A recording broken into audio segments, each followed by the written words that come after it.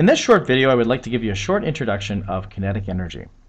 The kinetic energy of an object is defined in terms of its mass measured in kilograms and its speed measured in meters per second. The SI units of kinetic energy, you could write it in terms of its mass, which is kilograms, and the speed measured in meters per second, quantity being squared. So you end up with a kilogram times a meter squared over second squared. And this turns out to be equal to a joule. And you might be wondering, how do I know that's a joule? Well, let me just put this on the side here. A joule, if you recall earlier, is really measured in terms of force times distance. Remember, the units of work are force times displacement, which is Newton times meters. Now, a Newton, which is a force, the units of force, is measured in kilograms times meter per second squared. Remember, this is the mass, and this is times acceleration, and this is multiplied by meters. So you end up with kilograms times meter squared over second squared is the same as 1 joule. So hence, the units of kinetic energy, you could simply just write in terms of joule. In this video, I would like to give you a short introduction of kinetic energy. Now, the kinetic energy of an object depends on its mass measured in kilograms and its speed measured in meters per second. The kinetic energy formula is given over here. K is the symbol that we use to represent the kinetic energy. And this formula is listed on the AP formula sheet.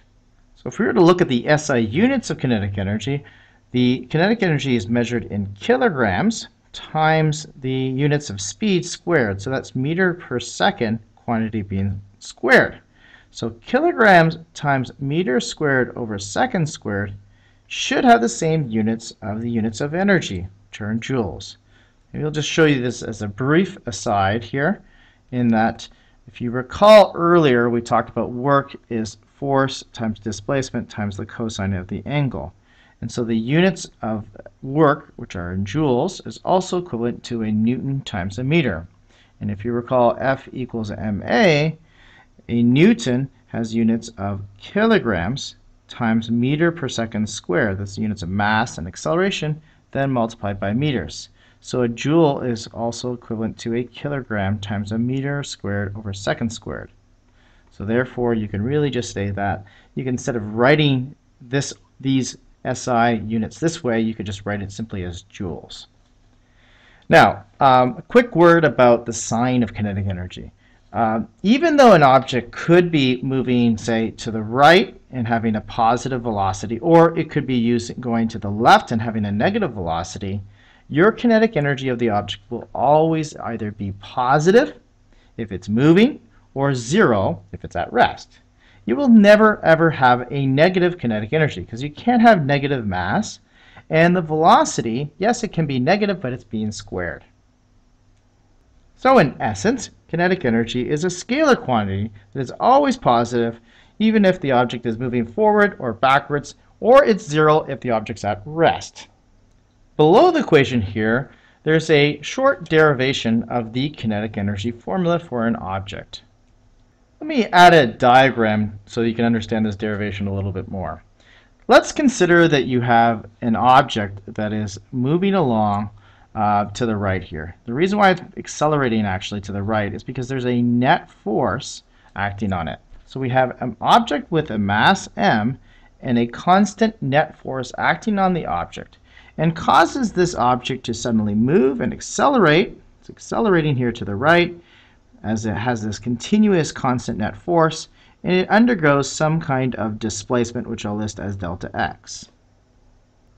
If we were to calculate the total work that would be done on this object, we would have to use the following formula. The force multiplied by the displacement multiplied by the cosine of the angle between the force and the displacement, which is 0 degrees, and cos of 0 degrees is 1. So it's just really the net force multiplied by the displacement. We also know from Newton's second law that sum of F equals F net, which is equal to m times a, the mass of the object multiplied by the acceleration of the object. So if we substitute that in for F net, we get ma multiplied by the displacement. Then, if you remember your kinematics equations, we have the final speed squared equals the initial speed squared plus 2 times the acceleration times the displacement. If we rearrange that equation so that we have the acceleration times the displacement by itself, because you can see it right over here, and substitute that in for here, we end up with the following expression for the net work done as this object is being moved to the right and accelerating.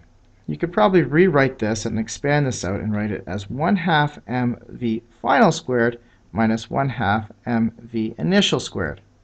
Now this quantity, which is shown over here, represents the final kinetic energy of the object. So at this point the object is moving a lot faster and has some final speed, and then maybe here initially the initial velocity is, say, 0. So the object is speeding up as it accelerates to the right. So the first quantity here represents the final kinetic energy of the object, and this over here, if it did have some initial velocity, would represent the initial kinetic energy. So that's where the kinetic energy formula that you're seeing over here comes from. It comes from this derivation. In essence, what we've shown as well is that the total work done is equal to the total change in kinetic energy. This is known as the work energy theorem, which basically states that when there's work being done on an object and it accelerates, then you get some change in kinetic energy that is equal to the work that was done on the object. If the object speeds up, okay, which is written down here, then the work done is positive.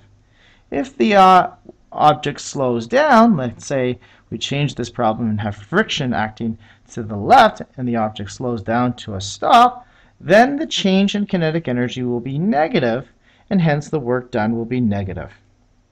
All right, go ahead and try practicing this on the next few examples.